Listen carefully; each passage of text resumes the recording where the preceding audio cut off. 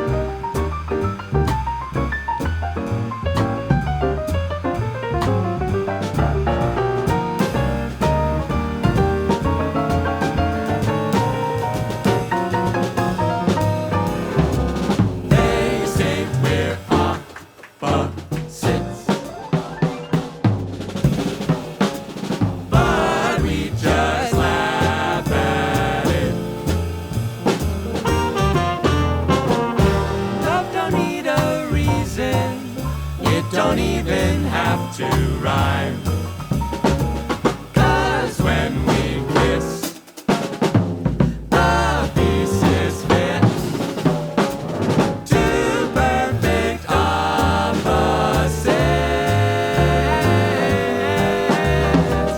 I'll keep my opposite.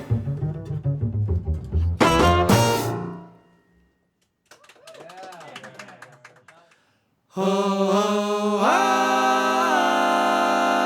I've loved you from day into night, from the moment I first gazed in your eyes. Like a tide to the moon, I was drawn in by you. Yes, I've loved you from day into night. I've held you when the sun's in the sky, like I've held you when the stars didn't shine. Though the seasons may change, my heart beats just the same. Yes, I've loved you from day into night. So if you fear that my feelings are fleeting, I'll make sure you understand. I take the moonlight with you any evening, long as I'm holding your hand. So I've loved you from day into night, and I will as the years pass us by. I can't see what time brings, but I promise one thing, that I'll love you from day into night.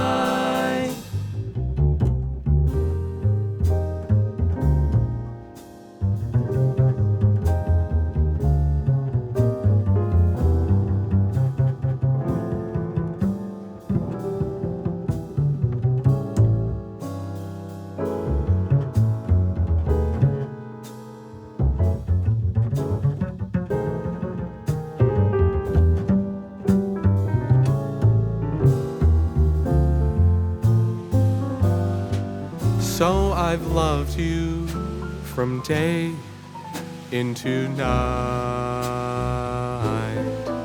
and I will as the years pass us by. I can't see what time brings, but I promise one thing, that I'll love you from day into night.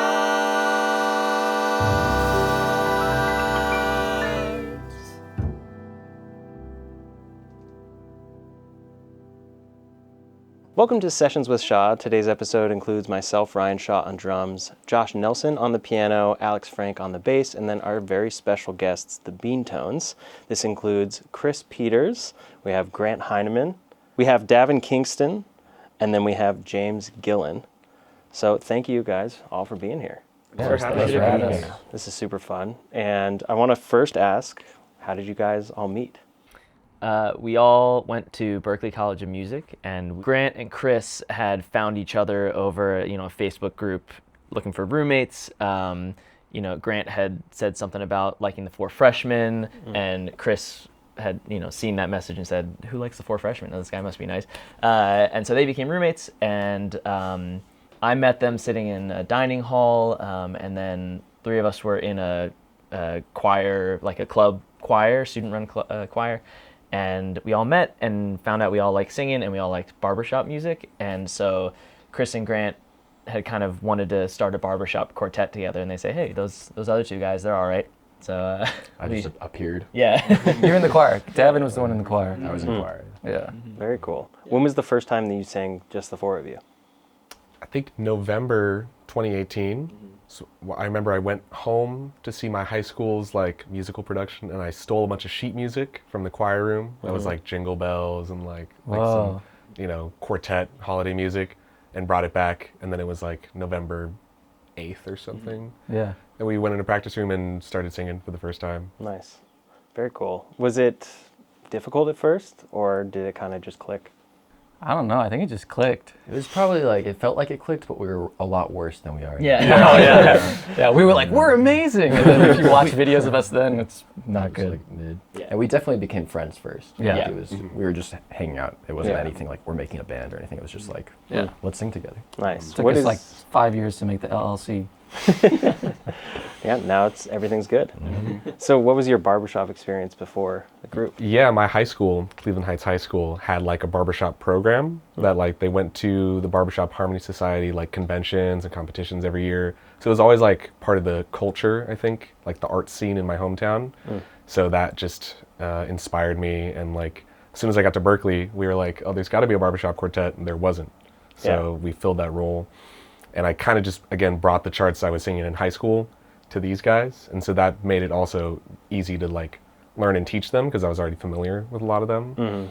It started with those just 10 songs that we would sing on the street in Boston. And they were very Mr. Sandman and just classic Hello My Baby, stuff like that. Very cool. And would you say the music you do now is more vocal jazz as opposed to barbershop? So when did you make that kind of switch? Right around COVID, we were in college. Was it our end of our sophomore year? We were living together by then. Yeah, we were all roommates in one apartment, 3-bedroom apartment. Grant and I shared a room. These two guys were big spenders and had their own room. Nice. And we all went home, and then by the time we got back, you guys started doing Four Freshmen stuff without me, and I was so jealous. and so we just added the instruments. Dark ages. And then we went to a Four Freshmen convention, and their biggest note was you should get some horns, something different. It's weird. But so James learned the trumpet just for the group. Learned the trumpet for the group. We switched. Wow. I switched to bass, and now we do a couple songs in in a formation where I'm on drums and you're playing melodica, which is great. But yeah, I think after 2 or 3 years of doing barbershop, we're let's just keep going and see what else we can do. Wow, that's super awesome. And playing the instruments with the vocals, it's probably very difficult, but I'm assuming very fun.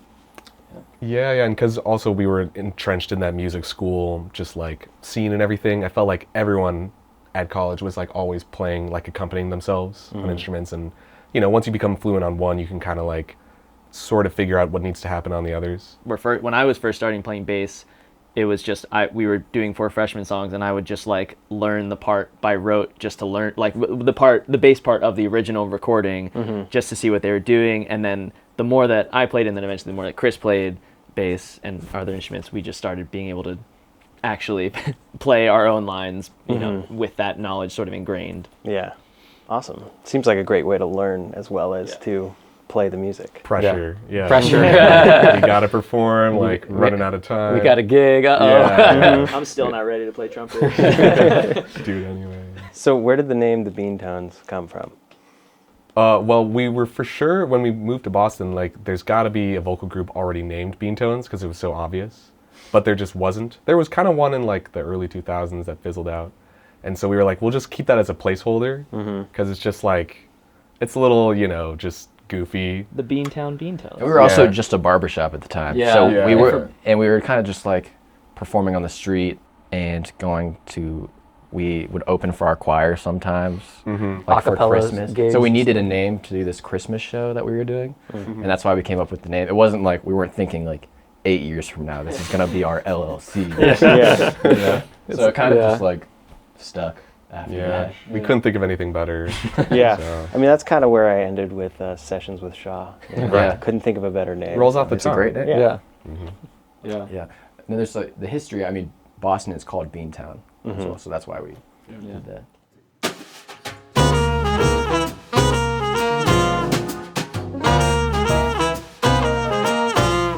I don't believe in fretting and grieving. Why mess around with strife? I never was cut out to step and strut out. Give me the simple life.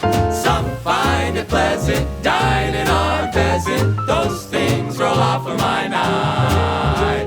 Just serve me tomatoes and mashed potatoes. Give me the simple life.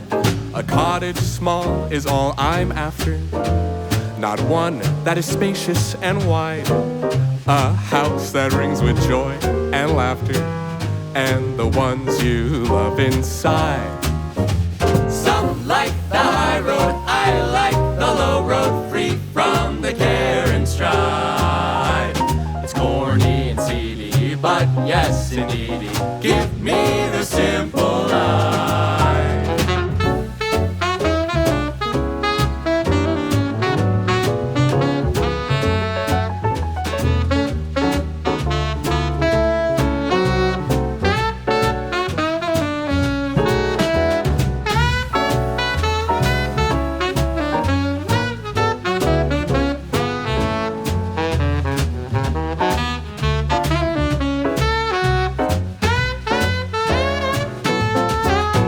I greet the dawn when I awaken. The sky is clear up above. I like my scrambled eggs and bacon. Sure do. Served by someone that I love. Oh, some like the high road, I like the low road, free from the care and strife. Sounds corny and seedy, but yes indeedy. Give me the simple life.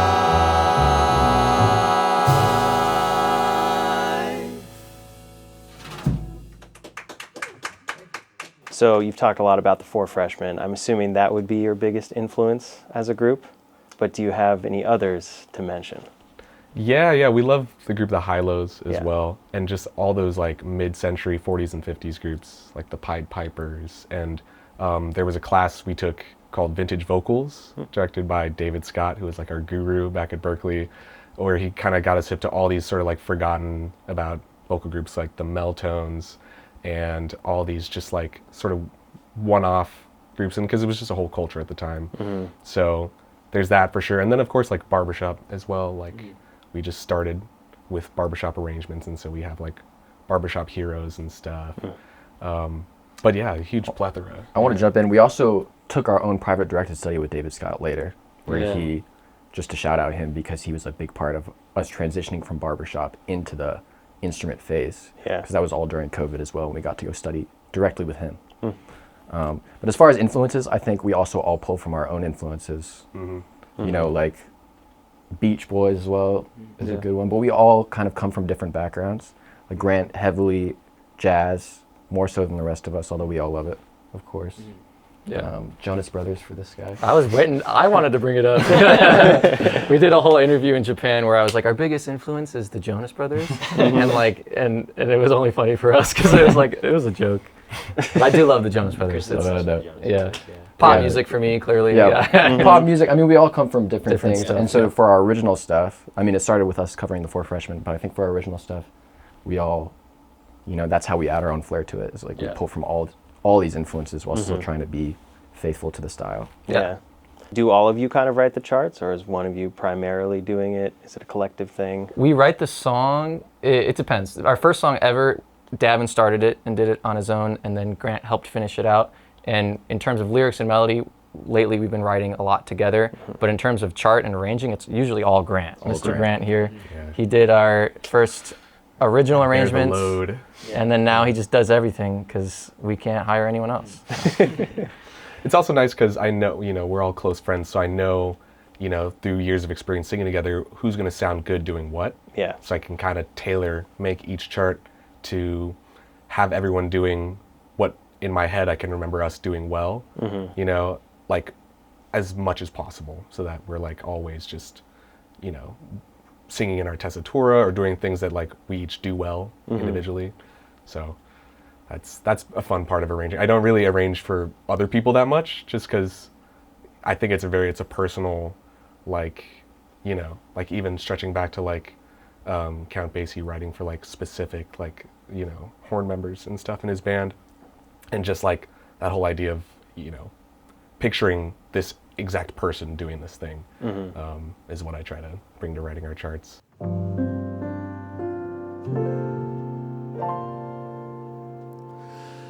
Yes, I knew one day that you'd forget the nights we used to share. A time would come when feelings left in love that's only fair. Yes, I realize someday I'd be a someone you once knew. I just didn't think it happened so soon. Yes, I knew one day we'd drift apart and I would be erased. One day your heartbeat wouldn't jump when someone said my name. Yes, I knew one day you'd pass me by like strangers tend to do. I just didn't think it happened so soon.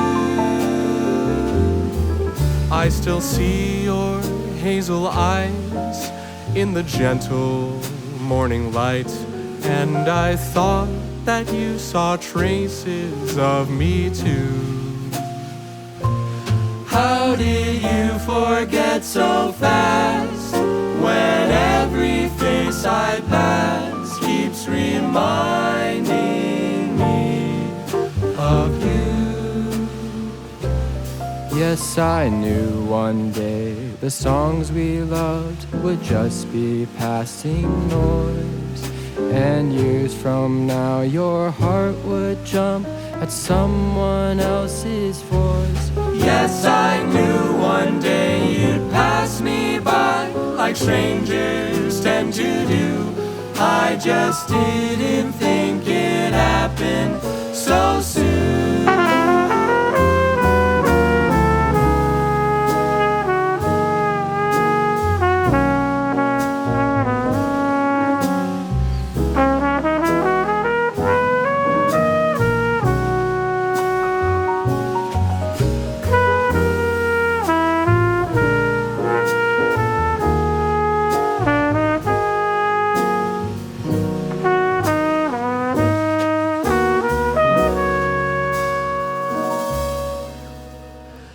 Yes, I knew one day the songs we loved would just be passing noise, And years from now your heart would jump at someone else's voice.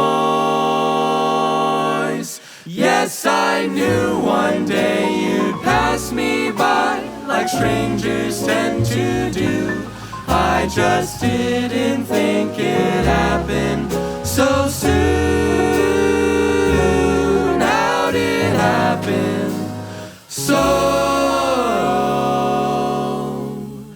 soon?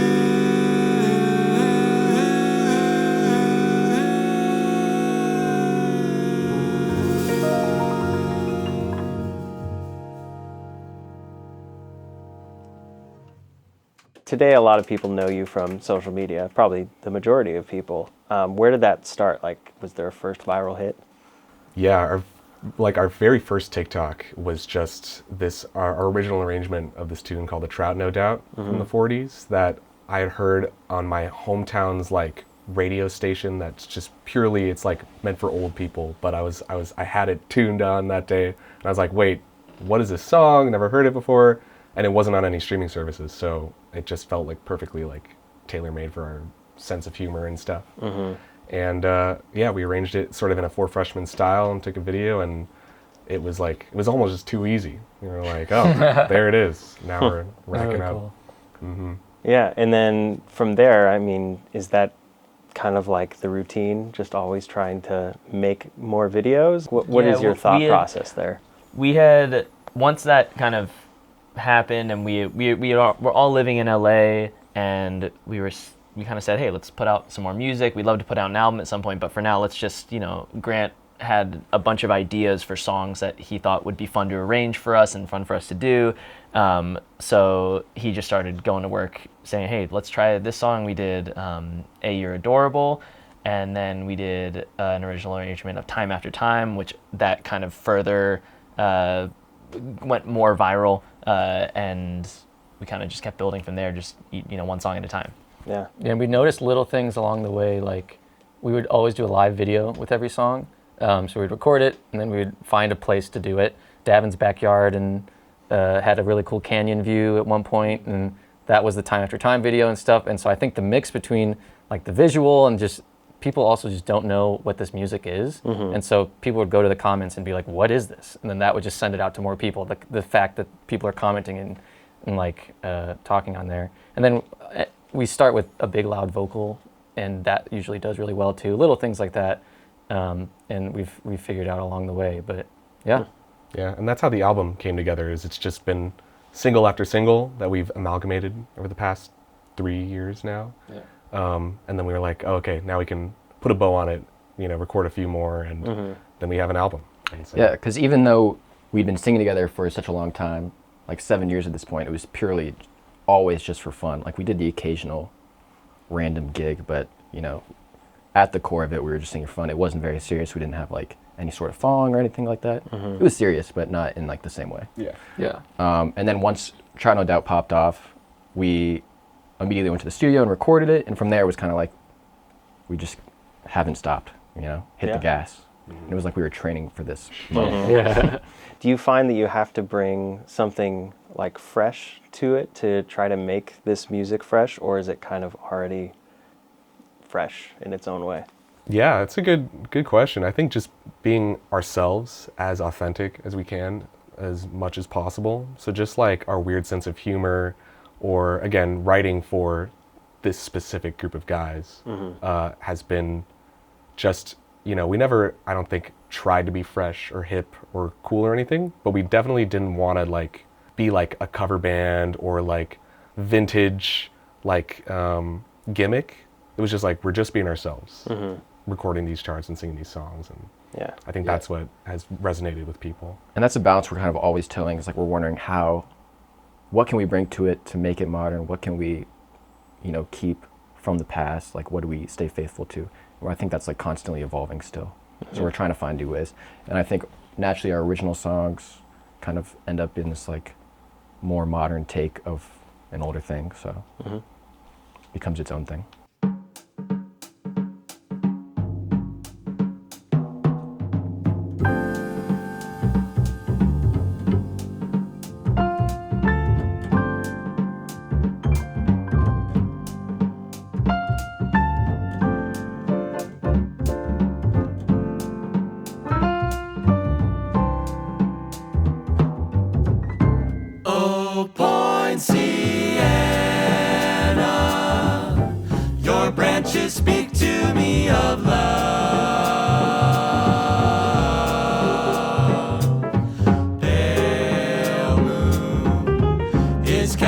shadows from above. Poinciana, somehow I feel the jungle heat within me. There grows a rhythmic savage beat.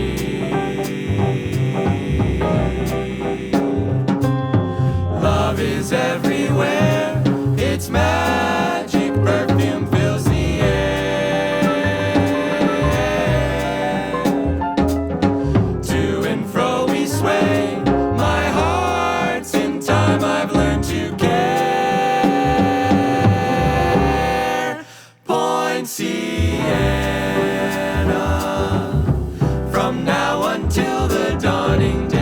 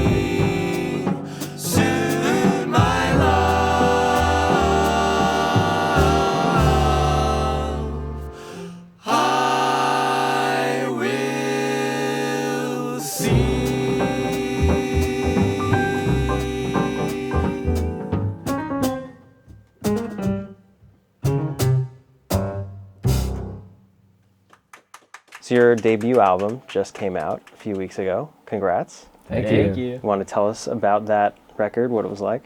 Yeah. So that album was a little amalgamation. Is that the word?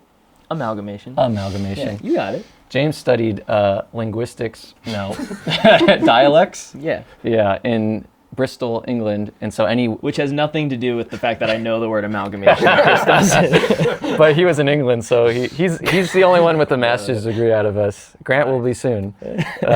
So I just look at him for questions. Mm-hmm. Anyway, this album was an You got it. amalgamation of songs that we kind of worked on one at a time. And we didn't really realize we were doing an album at the time, and halfway through we're like, oh, we can flesh it out. We didn't even, when we started doing songs, we didn't write originals yet. Like Trout No Doubt, You're Adorable, we didn't have our first original until like our third or fourth song. And yeah, it's just kind of the journey of us becoming what we are today. And it's perfect that we titled it Introducing, because it's kind of just like, if you want to know who we are and who we've been for the last year and a half of internet, like Virality. yes, fame, Linguistics. linguistics, then listen to this album. Very cool. Where should people follow you otherwise? Is TikTok still big, or is it more Instagram? What? It's actually more Instagram these days. Yeah. We have like way more Instagram followers than TikTok, but we're on both. And yeah, our favorite thing about, well, my favorite thing about this year, but maybe I'm speaking for all of us, is like actually going on tour and meeting all our fans across the country. And so, you know, we encourage people to like, you know, we got a lot planned for the upcoming year. Just that's still in the works right now, but we're hoping to go back out on tour and just meet people in real life. Yeah. So social media for the time, but also just coming to shows because it's really fun and it's different too. I think seeing us in a show versus just little blips on social media. Yeah, definitely. Yeah, when we're in the show, or when you see us live, you know, we talked about this, but we still do switch instruments, you know, mid-show, and we're always trying to make each other laugh on stage. So it's a you know, rip-roaring good time. Rip-roaring Yeah. good. Linguistics. Has any of that been challenging, or like going from 60 to 90 seconds to a full show, or did it? You kind of always had It that? kind of just worked out. We've been, like you were saying earlier, this was like we were training for this. Like even our directed study with David Scott at Berklee was kind of just like we're working on songs and he was like, yeah, if you add this and this, that would be like a great show, or this would be a good feel. And we've been doing like a lot of one-offs here in LA that kind of got us ready for this tour that it felt like very natural, like our set list and 'Cause I think we didn't come from a place, like we didn't start just with like TikTok videos. Like for 7 years before that, we were just gigging out on and the singing. street. I was gonna say we would like busk all the time. Yeah, we bust for like, you know, 2 to 4 hours. And it's like when you do that enough and you start learning that sort of instinctual, you know, oh, like, you know, the vibe of the audience is let's do this song next, and taking that knowledge and experience to building out a show, building out a set list. We have a good instinctual sort of knowledge of how to plan that show out, and in a way that would be really fun and exciting. Took a lot of notes from the Jonas Brothers and their set lists for years, and I didn't know it would come into play. And it did. I'm serious. It always happens that way.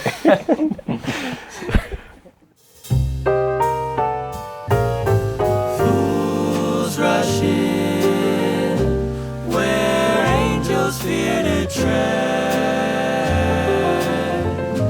and so I come to you, my love, my heart above my head,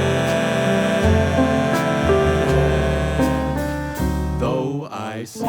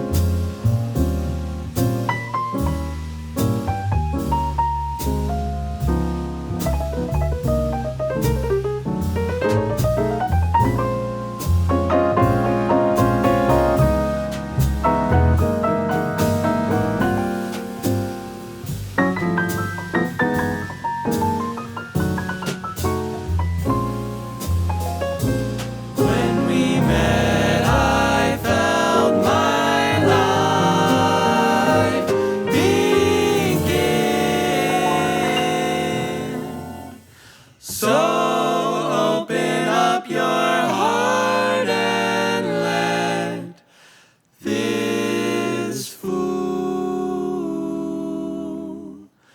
rush in.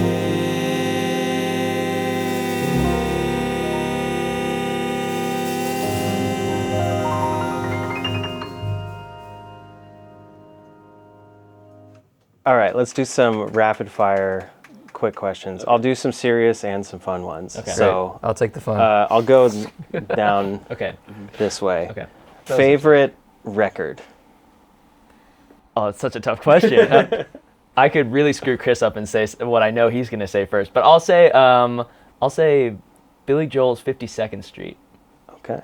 We all answer this question? Yeah. Oh, that's why you're going to screw me up. James was going to say Band on the Run, Wings. Oh, Yeah, nice. Wings. The Human Condition by John Bellion. Big inspiration. Pet Sounds. Yeah, Beach Nice. Boys. All day. Yeah. Very cool. Favorite jazz record? 4 freshmen and 5 trombones. Oh. Like, can I do like the Capitol Collector series of the 4 freshmen? It's like a greatest hits. Yeah. I don't know. Yeah. That's a good one. I'm gonna say it's 4 freshmen Capitals Collector series. Okay. They have a cool like wallpaper behind them, and they look drawn. Chet Baker sings for me. Great. Lester Young and Oscar Peterson, President Plays. Yeah. Movie. Lord of the Rings. Okay. Ooh. Cohesively, the Lord of the Lord Rings. of the Rings. Easy. It used to be Ferris Bueller's Day Off, and then recently I've officially changed to Tom Hanks' That Thing You Do from 1996. Great film, This is yeah. cult classic. Big news. So I'm announcing it here first. That Thing You Do is my favorite movie. I was just in Orange, California yesterday where they filmed a lot of that. Nice. And Supposed to be rapid fire. Yeah, Chris is round. great at lightning rounds. and Davin's next. Spirited Away. Nice, good pick. 20th century, 2001: A Space Odyssey. 21st century, La La Land. Okay. 19th century, Trip to the Moon. Okay. What's yours? Yeah. Mine? Yeah. Favorite movie, favorite jazz album, favorite album. Okay. Rapid fire. Album might be, it might as well be Swing, Frank Sinatra with Nice. Basie Nice. Yeah. studio record. I love every Frank record, but that one's like the one I can just loop, Yeah. no problem. Jazz record might be Summer Wind, Ray Brown Trio. Oh, yeah. That was like, because that was like the first one that got me into jazz. It's Gene Harris and Jeff Hamilton. I really like Vertigo. Nice. Oh, yeah. Hitchcock. Do we all think that those are acceptable answers? Yes. All right. Thank you for joining us on the show, Ryan. Can I make an addendum? Yeah. I'm gonna say my favorite jazz album.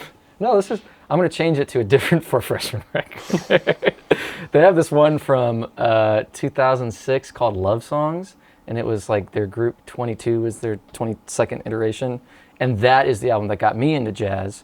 And a lot of people who aren't like into jazz, and if they ever ask me like what should I listen to get into it, especially if they like pop music, which is where I came from, I always tell them the 4 freshmen because it kind of started vocally and it just went through. So Speaking of the 4 freshmen, I heard that you recently have joined yes, this group, right? I joined the 4 freshmen. It's kind of crazy. Oh, thanks guys. I get to play these songs like all the time because I play with these guys, I play with them. Slight alterations to Yeah. the arrangements. And it's a really cool, like, I've even noticed just with our last tour that we did, we give a lot of shout outs to the 4 freshmen in our shows and stuff. And our sound is very much like them. We have a lot of 4 freshman fans that come to our shows, and then a lot of people who've never heard of them just start like following the 4 freshmen on Instagram after one of our shows or stuff like that. It's a cool like mix of like we're helping each other out in a way. It's like a symbiotic relationship. That is exactly it, Mr. Linguistic. Yeah. Very cool. But yeah, I've only been with them for a year. I'm group number 28. They've had 28 different groups since 1948, and one of the longest lasting vocal groups of all time. Wow. Congrats. That's Thanks. awesome. Yeah. Thank you. Yeah. All right. So we can follow you on Instagram. Follow us to and the grocery store. Do you have a website? Yeah, beantones.com. Okay. He runs it. Anywhere else people should know about? I know they can go get your record streaming. Can they purchase it on the website? They can. We just ordered a fresh batch, right? A vinyl. Yeah, we're doing kind of small batches, putting them up on the website for people to pre-order, and then we ship them all out. I ship them all from my house. Wow. Yep. It's also on Bandcamp if you want to download it too, and purchase and help us out that way. Great. Well, Oh, and we have a newsletter that James writes. Yes. perfect. The Beantones newsletter. Beantones newsletter. Yeah, All right. where you can hear all about us as a group and individually what we're up to. James just shadowed a baker at his bakery. I wouldn't have known that if I didn't sign up for the newsletter. exactly. So that's great. Cool. Well, everyone, go follow the Beantones everywhere and check out their music. Again, thank you guys so much for being here. Thanks for Thanks for having us. us. Thanks. Thank you, Ryan.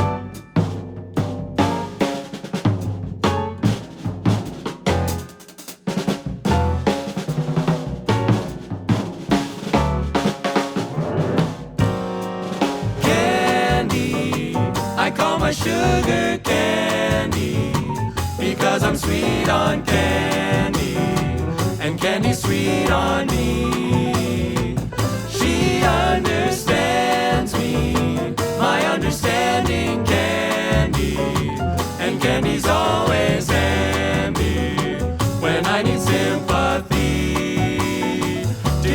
Do. I wish that there were more of her, so I could love much more of her. She has taken my complete heart, got a sweet tooth for my sweetheart candy. It's gonna be just dandy the day I take my candy and make her mine, all mine. Do.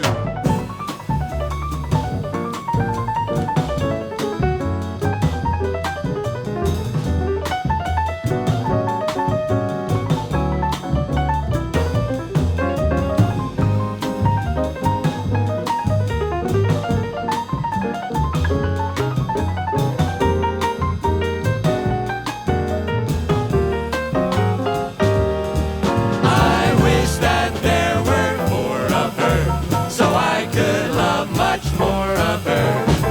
She has taken my complete heart, got a sweet tooth for my sweetheart candy. It's gonna be just dandy the day I take my candy and make her mine, all mine. A do-ba-dee-doo.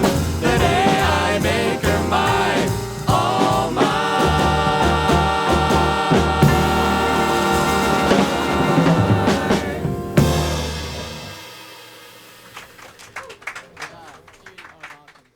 Thanks so much for watching this episode of Sessions with Shaw. I'm very excited to announce that Sessions with Shaw now officially has a Patreon.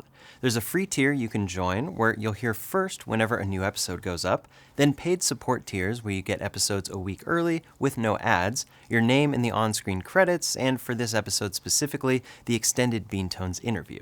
Everything from Patreon goes right back into making the next episode and getting the best guests we can.